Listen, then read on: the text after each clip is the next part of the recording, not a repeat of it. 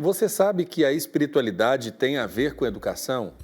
Para falar sobre educação e evangelização, nós vamos receber de forma remota o presidente da Associação Nacional de Educação Católica, ANEC, o irmão Paulo Fossati, que também é doutor em educação.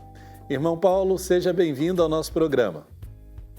Muito obrigado, boa tarde, Wellington, boa tarde a todos. É uma alegria estar aqui no Pai Eterno, poder conversar sobre este tema tão caro para a Igreja e para a nossa educação católica. Agora, irmão, ontem nós como religiosos, a gente sabe que a educação e a espiritualidade esteve e está marcando sempre a nossa formação. Agora, para quem está em casa, qual a relação entre esse processo educacional e a vivência das práticas religiosas? Importante nos darmos conta aqui, eu gostaria de primeiro separar religião de espiritualidade. Certo. As nossas religiões são formas, manifestações peculiares, particulares, de expressar a nossa religiosidade, ou seja, todo ser humano, independentemente da sua religião, tem a sua espiritualidade, tem a sua religiosidade como parte integrante da sua constituição antropológica. Logo, nós não podemos colocar a espiritualidade presa às religiões. Agora, nós católicos, sim, buscamos por meio da Igreja Católica, por meio das nossas escolas católicas, dos nossos ritos, das nossas crenças, das nossas catequeses, das nossas experiências, traduzir esta espiritualidade fundamentada na pessoa de Jesus Cristo. Contudo, espiritualidade, para início de conversa, pertence a todo ser humano, independentemente da religião que ele escolheu para expressar esta manifestação do sagrado, esta abertura ao transcendente. Certo. Agora, o senhor estava nos contando, antes da gente entrar no ar aqui, o senhor está aí no trabalho cotidiano da Universidade La Salle, no Sul, né? Na cidade de Porto Alegre. Eu queria que o senhor pudesse nos destacar qual que é a diferença de uma educação que vem do dado confessional para a educação comum. Eu diria que uma educação comum, ela está centralizada muito na cabeça, no saber. E a nossa educação católica, o próprio Papa Francisco chama atenção que não basta saber. Nós já entendemos que nossos títulos de mestres, doutores, pós-doutores são importantes, mas não são suficientes, porque uma educação católica precisa também formar doutores em valores, doutores em ética, doutores em humanização, doutores em acolhida. Ou seja, uma educação comum vai se preocupar muito com o desenvolvimento do intelecto, com o desenvolvimento de competências profissionais. Contudo, o mundo precisa, hoje, mais do que nunca, não apenas de bons cérebros, mas precisa de boas pessoas, de bons cristãos.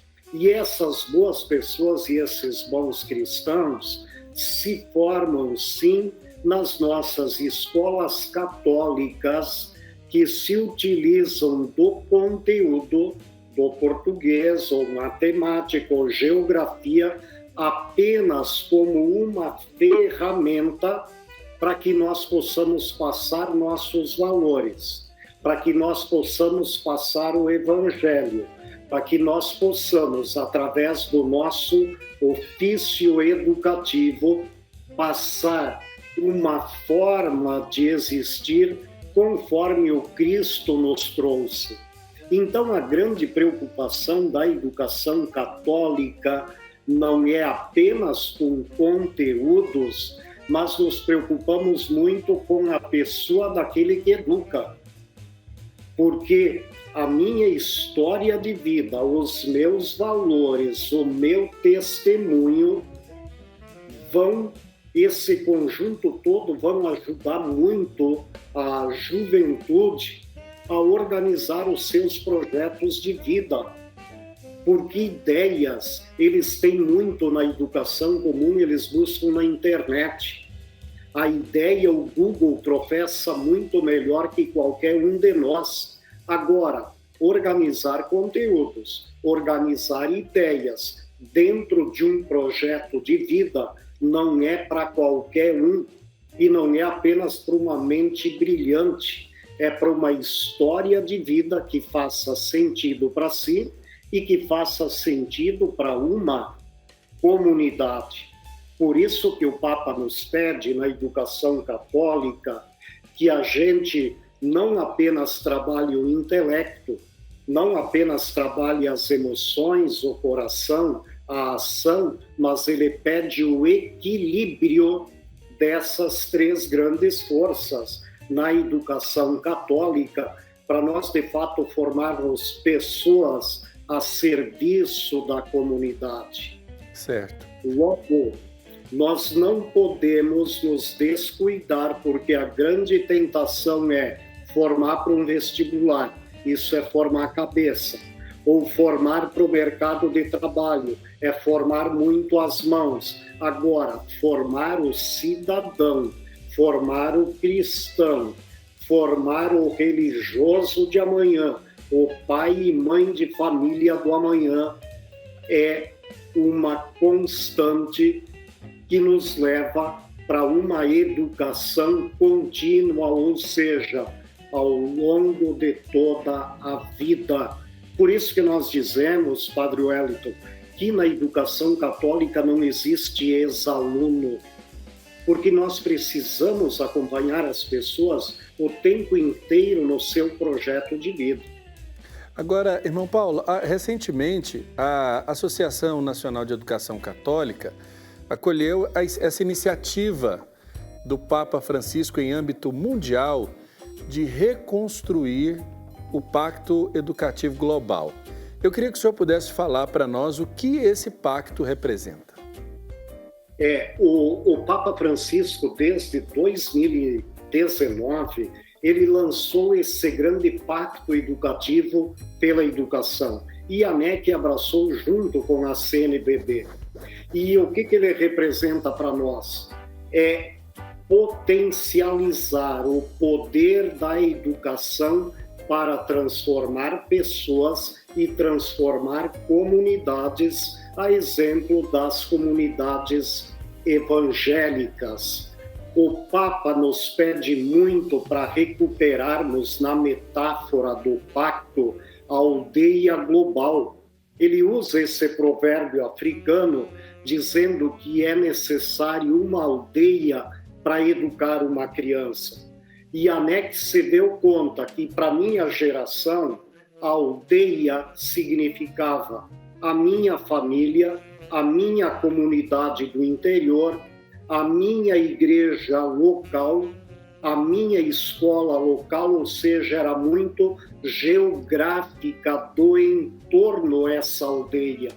Hoje, para nós educarmos, a aldeia se expandiu, a aldeia é global e nós precisamos de todos os atores, diz o Papa, todos os atores, precisamos envolver a família nessa aldeia global, precisamos envolver a comunidade para atendermos a dor das nossas comunidades, precisamos atender e chamar os empresários, a igreja, fazer as diversas conexões.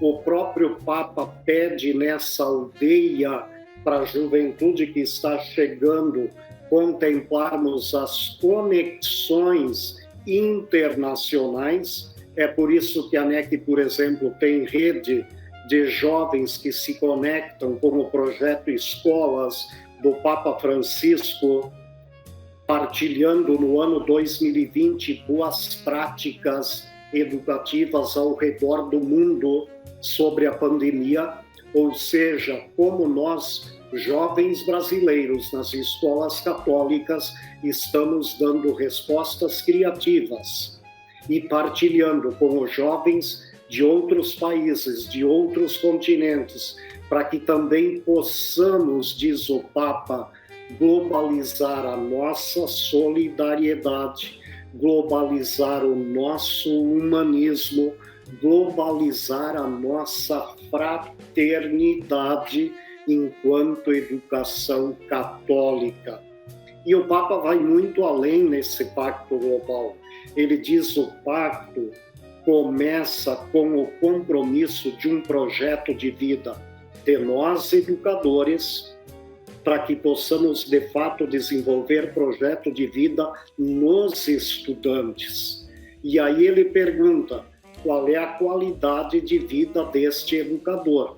Qual é o compromisso com a transcendência de nós, educadores católicos? Ou seja, qual é o valor que nós agregamos na sociedade, na igreja, na comunidade?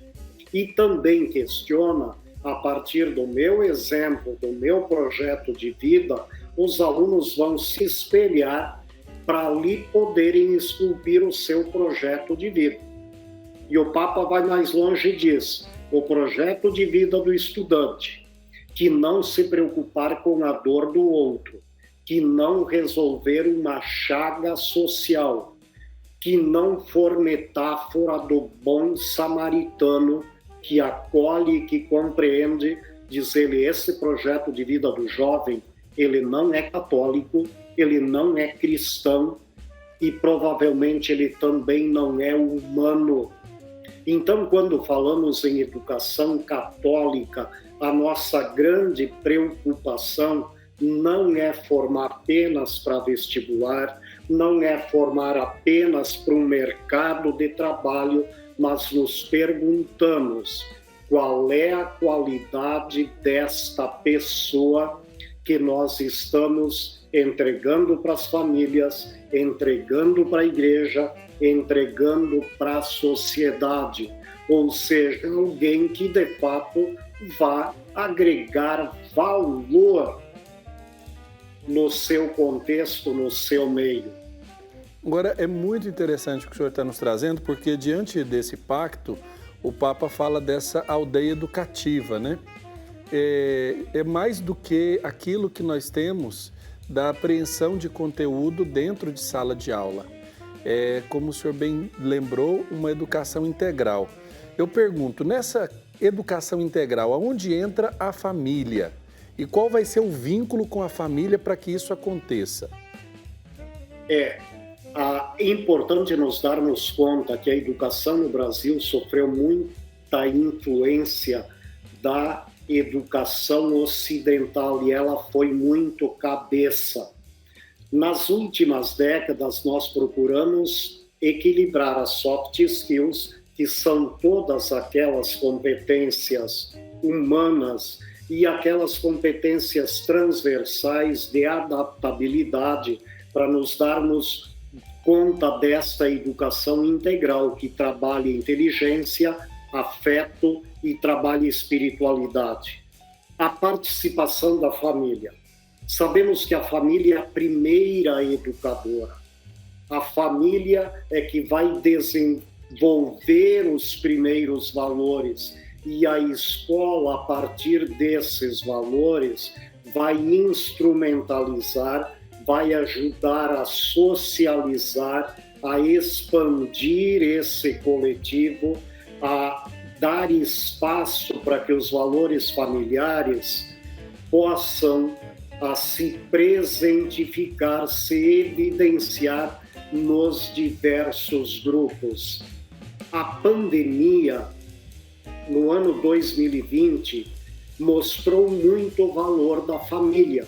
Se até então nós tínhamos alguma dúvida ou algum discurso da queixa de que os pais participavam pouco ou delegavam muito para a família, 2020, com a pandemia, trouxe a riqueza de no home office, ou seja, lá na família, no novo espaço, nós nos aproximarmos dos pais, nós dividirmos tarefas com os pais, nós vivenciarmos juntos com os pais ou com os referenciais paternos e maternos vários daqueles valores que nós trabalhávamos na escola. Por exemplo, o valor da partilha.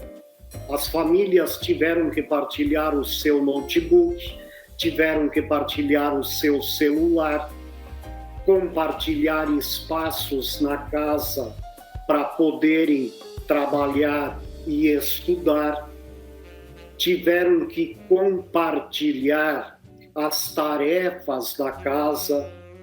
Quando nós trabalhávamos a pedagogia da solidariedade, as famílias nos ajudaram com os estudantes a redistribuir as tarefas da casa, desde a cuidar da limpeza, secar a louça, arrumar a minha cama, arrumar a sala, ou seja, arrumar a mochila. A reorganização dos espaços e das tarefas aproximou os referenciais paternos e maternos. E nós sempre dizíamos dessa premissa que não se educa sem a família. Aquilo que é responsabilidade da família, não podemos delegar para a escola. Agora, com o mundo virtual, nós estamos reinventando, nos redescobrindo e, que bom, recuperando o valor da família, principalmente na tradução e na vivência dos valores cristãos, dos valores evangélicos. Porque nós temos certeza, Padre Wellington, que educação, principalmente no século XXI, ela tem a grande marca da experiência. Não basta apenas ter uma ideia. A juventude e o próprio adulto, ele quer fazer a experiência. É o Cristo que chama os apóstolos para estarem com Ele, para celebrarem com Ele. Então, esta experiência de a família, os pais terem tempo para sentar com os filhos, para desligar a televisão, para perguntar sobre o que aconteceu na escola, se oferecer para fazer as tarefas em conjunto, mesmo que o pai não saiba, mas se colocar numa atitude de busca e pesquisa, trouxe um benefício e uma aproximação para todos nós, principalmente naquele princípio de que a educação se dá num coletivo e que essa aldeia global jamais vai dispensar a presença da família na educação dos seus filhos. Irmão, às vezes a sensibilidade nos faz perceber os desafios quando estão mais próximos de nós. Quando a gente fala de desafio hoje, parece que tudo se resume à pandemia, né? Eu acredito que a ANEC e a educação católica como um todo já deve ter antevisto, né, tirando a pandemia aí, outros desafios que são talvez até mais desafiadores para o futuro da educação. Qual hoje, irmão, é o maior desafio da educação e aí, no caso, a educação católica de qualidade para as pessoas? Olha, importante esta pergunta, porque eu quero recuperar através de 2 documentos do Papa. O último documento do Papa, a encíclica Fratelli Tutti, agora do lá pelo mês de outubro, o Papa nos chama a atenção que, em primeiro lugar, é preciso recuperar o valor da experiência humana, é preciso recuperar que todos somos irmãos. E a escola católica, quando acolhe a todos e pede respeito para os seus valores católicos, ela está dizendo que ela está dialogando com judeus, com muçulmanos, com budistas, a partir do seu referencial católico, a partir da pessoa de Jesus Cristo. Este é um grande desafio, nos sentirmos irmãos, e o Papa pede que, principalmente agora na Quaresma, primeiro ponto, nos reconciliarmos como irmãos. Segundo ponto, olhando para Laudato Si, lançada lá no ano 2015, o Papa já fazia o apelo para o biocentrismo e para que a gente saísse daquela perversa concepção antropocêntrica que nós éramos o dono do planeta, os donos do mundo. E agora o Papa diz, é preciso nos reconciliarmos com a Mãe Terra. Esse conceito de Mãe Terra já vem sido trabalhado pela ONU desde o ano 2009, se não me engano, para dizer que se o filho ama, ele cuida da terra, ele protege, porque a Mãe Terra dá tudo para nós. Então, o grande desafio da educação católica é voltar a nos sentirmos irmãos, filhos de um mesmo Pai, habitantes de um mesmo planeta, todos estamos numa mesma casa comum, letrados ou iletrados, asiáticos, europeus, africanos ou americanos, todos dependemos do mesmo sol, todos dependemos do mesmo ar para respirarmos. Então o Papa diz, chega de dar força para aquilo que nos divide, mas vamos investir o melhor de nossas energias para uma nova humanidade. E essa nova humanidade, fraternidade, ela começa na família, ela se fortalece na escola. O cuidado com a biodiversidade, com essa casa comum, também deve ser temática de todos nós educadores, para uma educação que de fato promova a vida integral. E aí o desafio, para concluir, o Papa diz, não é uma vida, uma ecologia integral, apenas uma ecologia verde, porque quando nós associamos ecologia, geralmente a nossa retina traz o verde, a natureza. Não, ecologia integral além da natureza é cuidar das culturas, é cuidar das minorias, é cuidar das diversas formas de expressão de vida, conforme o Papa nos convoca a vivermos a Laudato Si.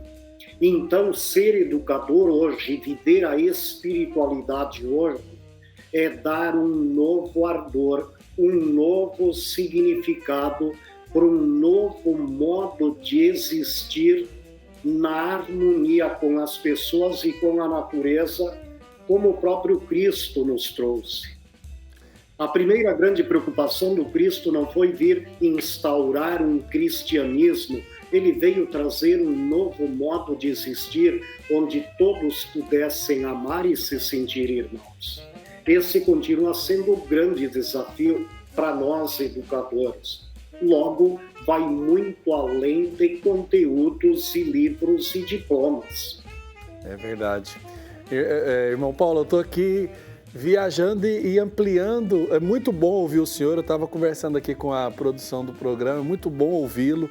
O senhor, como educador, nos ajuda a ampliar o horizonte para poder compreender esse desafio que é a educação que nós temos diante de nós.